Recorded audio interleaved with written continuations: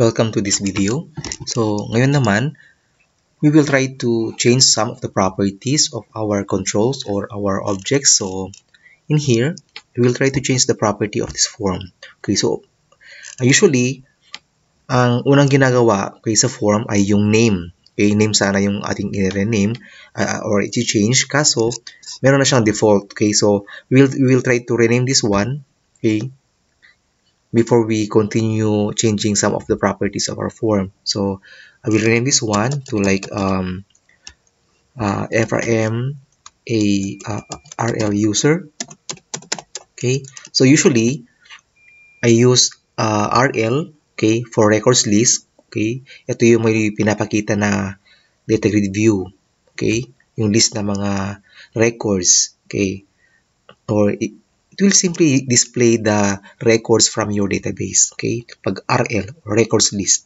Okay, so yung ginagamit kong naming convention sa mga forms ko. Okay, so this time we will also change some of the properties. Okay, so as you can see here, FRM RL users yung nakaselect na object.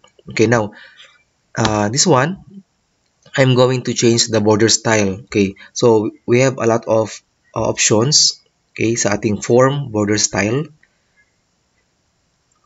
Okay, this one. So if you use fixed single, okay, as you observe, meron pa rin siya yung icon niya, but this time you can no longer resize the form. Example, okay. So, niran ko yan, you can no longer resize the form. Okay? Hindi na siya adjustable yung kanyang size, yung kanyang border. Okay, by default, okay, balik ko sa default kanina, okay, which is sizable. Okay, pag sizable, you can resize the form during runtime. Okay, example, ganito. Okay, so you can resize it. Okay, during runtime. Okay, that's why usually we change the border style of the form. Okay, using the form border style property, ginagawa natin siyang fixed single or fixed dialog. Pag fixed dialog kasi, okay, nawawala yung icon dito. Pero it's your preference kung ano mas gusto nyong gamitin, either fixed dialog or fixed single. Okay, as long as it's no longer sizable. Okay, so ang next na change dyan ay yung ating font. Okay, kasi once you put controls tapos nag-change ka ng font, mag-adjust yung form mo pero yung controls hindi siya sasama. Okay, so I will just change this one to 12 yung kanyang font size. So I will use Microsoft Sans Serif as the default font. So dito, kung ano yung ginamit yung font sa isang form, yun dapat yung font sa lahat ng forms. Okay, dapat uniform siya. Okay, so I will use 12. Yan, as you observe, nag-adjust yung ating form. Yan. Okay? So, pwede rin, if you want to change this one, kung you want to hide the minimize and the maximize box, pwede lang din. Okay? You have to locate the minimize and maximize box. Yan. Okay? So, nawala na sila. Okay. Usually, kapag RL, meron siyang minimize box. Ay, meron siyang control box. Yes, control box yung ating close box dito. Kasama po yan sa control box. Okay? Kasi once you set the control box to false, this one, control box, okay, pag ginawang false yan, wala na yung close box niya. Okay, magkakasama yan. Okay? Kung gusto mo naman na as one, yung pagka-hide, like, minimize at maximize box, gusto mong i-hide yung tatlo, pati close box, you can just go to control box and set it to false. Okay? But usually, pag RL, meron akong close box. Pero pag yung add edit na form, like you will be using the form to add or edit a certain record, then you are going to set the control box to false. Okay? Pero pag RL, usually, yung minimize at saka maximize box lang yung aking hina-hide. Yan. Okay? So, yan. Now, example, itong ating form, kung mapapansin nyo, hindi siya sa center lumalabas, center screen. So, meron tayong property, okay, kung saan natin i-change yung location or yung position ng ating form. So, just make sure to select the form and then go to start position. Okay, you find start position property and we will change yung kanyang value ng center screen. Yan. So that when you run your application, nasa center na ng screen natin yung form. Yan. By default, nasa center na siya ng screen. Okay? Usually kapag AE form, yun ang sinaset ko. Pero pag RL, by default siya. Okay? So since RL ito, I will return it to manual. Okay? So you might pause this video, okay, habang ginagawa nyo sa inyong mga computers. Okay? Habang tinatry nyo, you may pause this video. Okay? So, ang next ngayon, we are going to add MDI form. Okay? So, paano mag-add? Okay? Just right-click here, yung ating project. Okay? Yung naka-bold dyan, ito yung ating project. Ito yung ating solution. Okay? And these are the form. This is the form. Okay? So, makikita lahat ng forms dito later on. So, in here, right-click nyo sa project nyo and then add. And then, Windows form. Okay? Or pwede naman new item. So, itry ko yung new item. Okay? Observe nyo kung anong lalabas dyan. Okay? Let's just wait for a while. Yan. So, ito kasi walang specific na object na sinabi natin kanina. Basta new item. Pero by default, okay?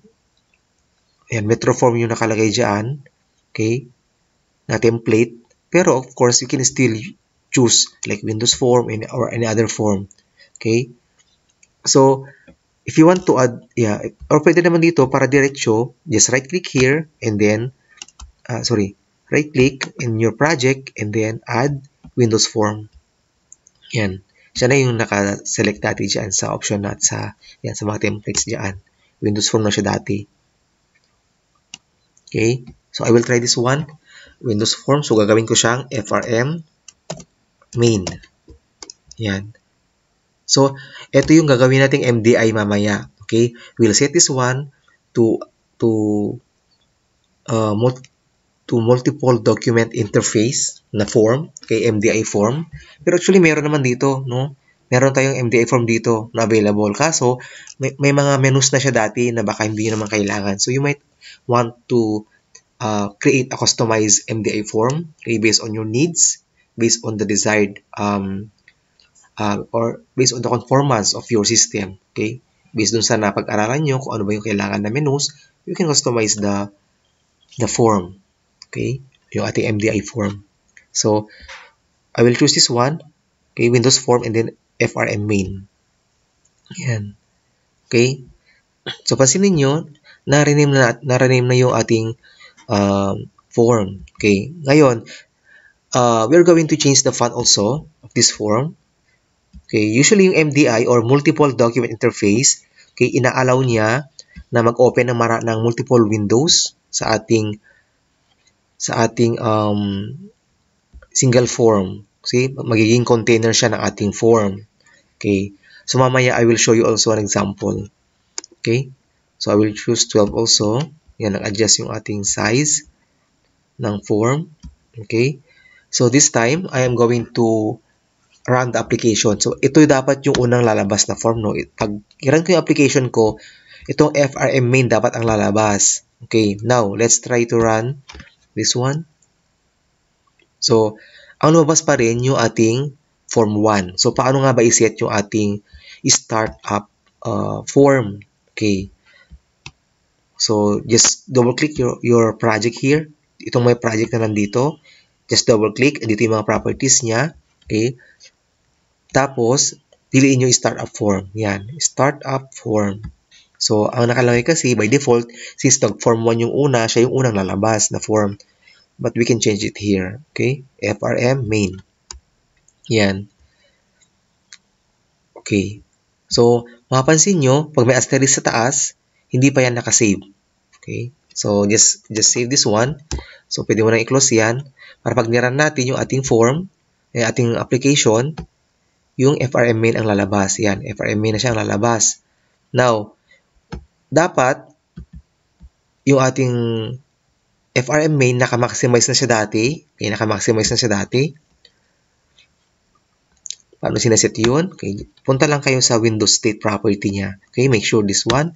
To select the FRM main, nakalagay naman dyan kung anong form or anong object or control ang nakaselect. Now, we will go to the Windows State Property. So, instead of normal, we will change it to maximized. Okay, maximized. So, if you try to run your application, naka-maximize na yung ating form. Okay, yan. After that, okay, we will set this one into MDI form.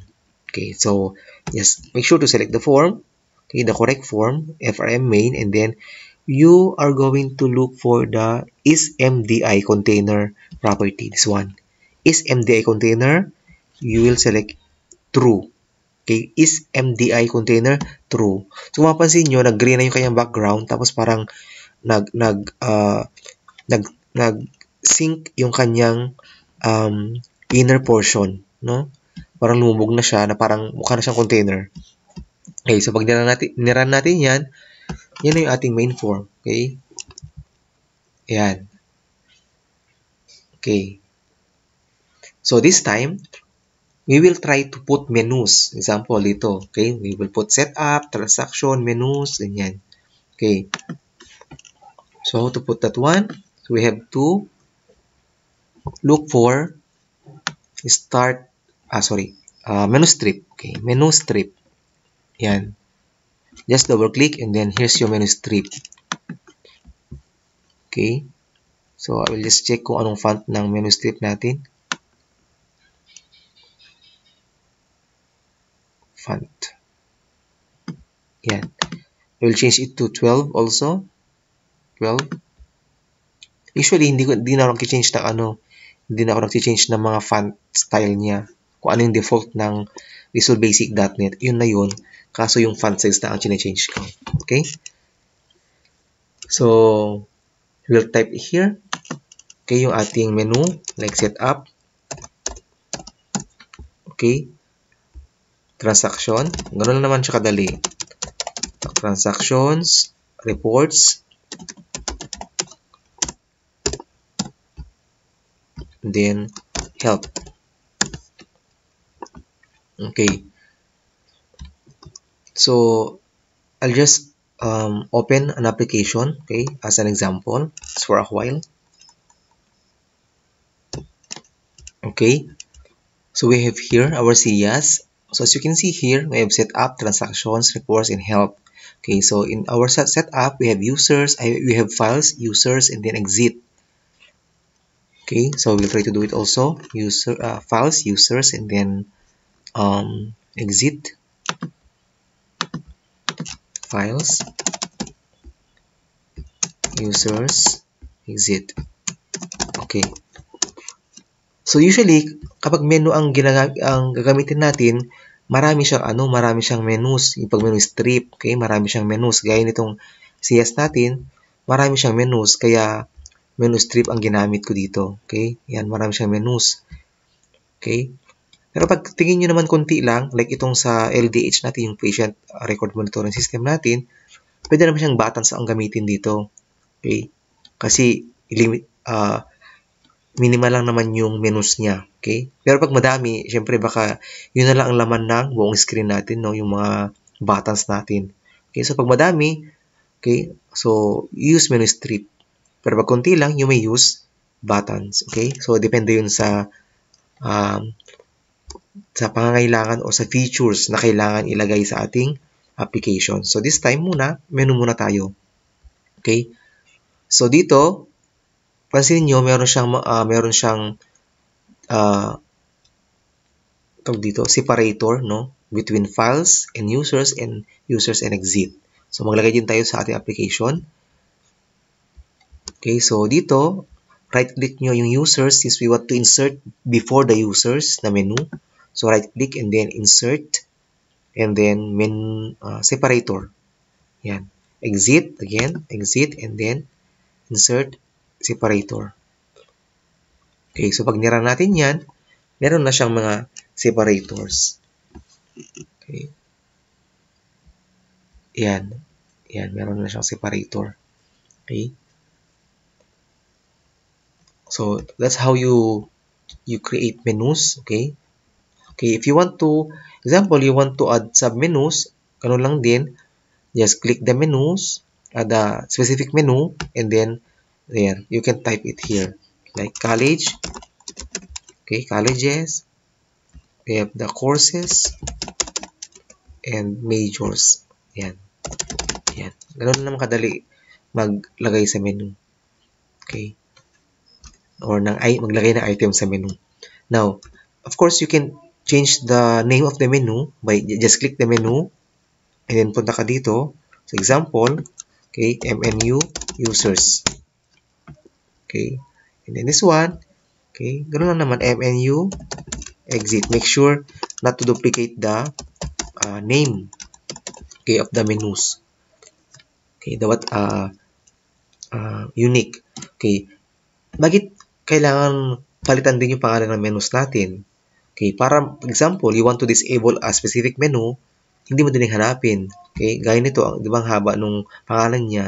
Okay, so medyo mas mahirap mag-code, kaya pinapalitan natin yung ating name ng menus or lahat ng controls actually. Okay, MNU files. Okay, and then MNU colleges. Yan. MNU colleges. MNU, sorry. So on. MNU courses. And then MNU majors. Okay. So yan. So that's how you add menu in your application. Okay, so this time naman, we will try to add status strip like this one. Okay, in this example, there I have a status strip here. Okay, so how to add that one? Just look for status strip. Status strip, this one. Yan, dito na siya. Okay. So, I will change the font also. Gawin ko siyang 12.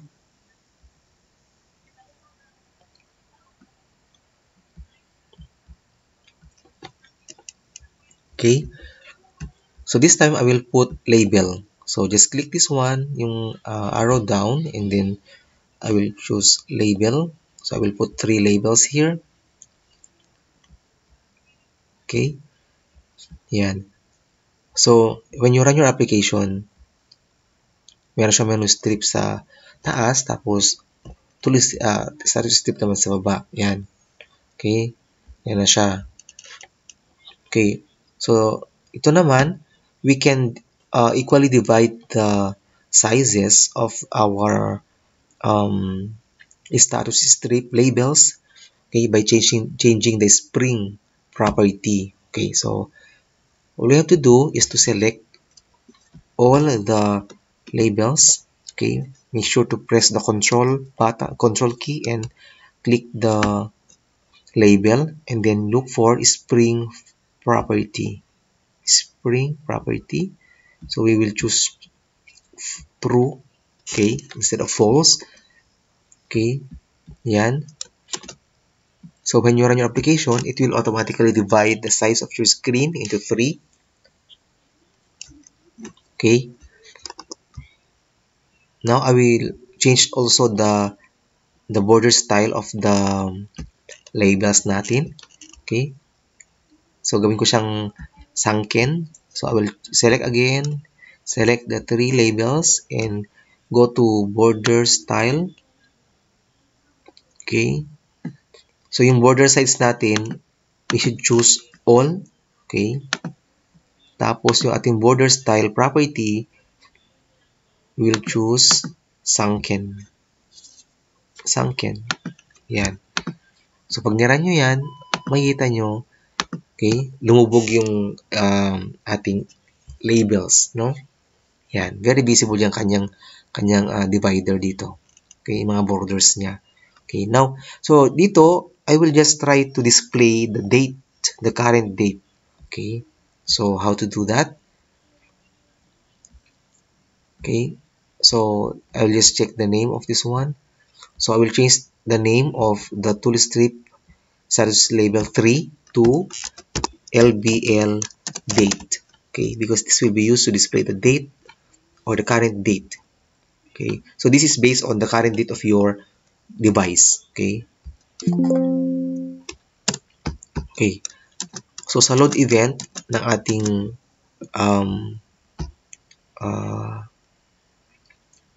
FRM main, yung ating MDI form, okay, sa kanyang load event, okay, dito natin i-display yung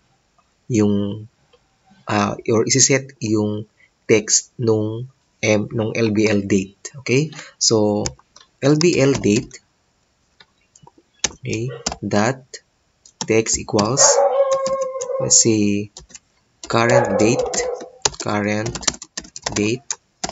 then we are going to use the format date time, and then here, so we have here expression as date, so we'll use now, we will get the date today, and then the format, so we will use long date. Yeah, long date.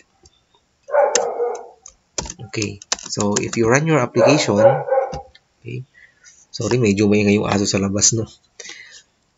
Okay, yan. So current date, Monday, March 4, 2024. Okay, so we'll also try to use timer, no? Timer.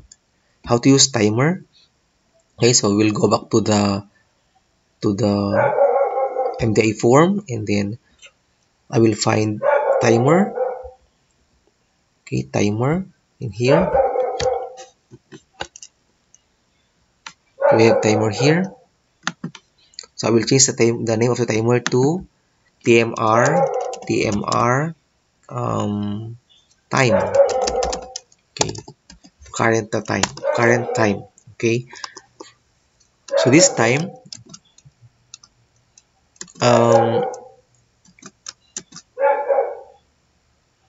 we will set also the enabled property of the timer to true, kasi pag hindi natin to sinet ng true, hindi siya gagalaw.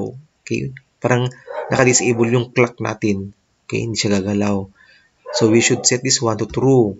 And then yung ating interval, so 1,000 is equivalent to 1 second. So pag 100 ang nilagay natin, ibig sabihin gaano kabilis. So in 1 second, 10 times niyang i-execute ng ating code. So usually 1,000 lang naman to. Every second magi-change yung ating time. Okay? So we'll change this to 1,000. Now, I will double click this one, the timer. I will double click timer para maglagay ng codes. So every tick ng ating clock, so tick event. Okay? Every tick of a clock, mag-change yung ating time. So example, so I forgot to rename the name of the label here. To change the name, rather, I forgot to change the name of the label. So this is LBL time. Okay, LBL time. Yan. Okay, so I'll go back here. I will double click timer again. Okay, dito kasi you can also change the object, no? Kung anong object bang gusto mong piliin. So ito is LBL time. Okay, yan. Example, gusto mo LBL date. Okay, tapos pili ka ng kanyang event. Okay, so pwede lang naman dito. Okay, like click. Ayan, kikreate siya ng sarili niyang sub. Okay, pero usually, para mas madali, just go to the design view of your forms, of your controls, and then just double click it. Okay, para dalhin kanya doon sa kanyang private sub. Okay? So dito sa ating timer, okay, i-change natin yung current time. So lbl time dot text, okay, equals current time, okay, and then we are going to concatenate using the ampersand, okay, format date time, and then now, because we want to create the name, the time, okay, the current time now, and then we'll choose long time. Yan, long time. Okay, so let's try it. If it's moving already.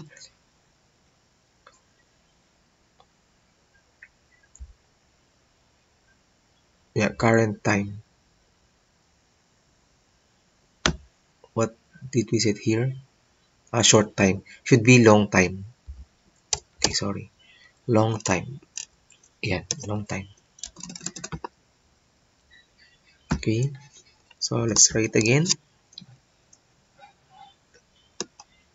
Ayan, 9 to, okay.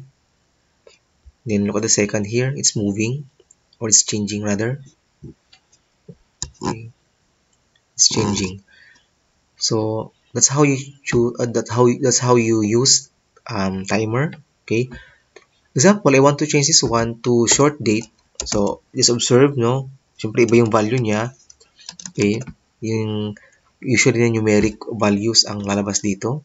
Yung date. Okay. Hindi yung words. Yan. 3, okay, 4, 2024. Yan yung short date natin. Okay. Usually yan yung sinesave natin sa ating database. Short date. Para pwede natin siya i-format ng short date, pwede rin i-format ng long date. Okay, so I will choose long date in here. Yeah, I will try it again.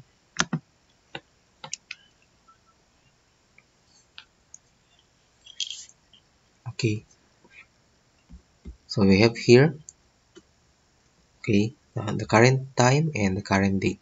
So we also use menu, okay, menu strip, and created some menus here. Okay, and of course this one, the separator. Okay, in our next video, we are going to show form, okay, or forms in our screen. Okay, using the menus here, we'll try to show multiple forms. Okay, so that will be our next activity in the next video. Okay, so you might want to watch the video again or to repeat watching the video again para mas maintindihan natin kung ano yung basic ng ating pag-create ng application. Okay? Okay, so that's all for this video. See you in the next video.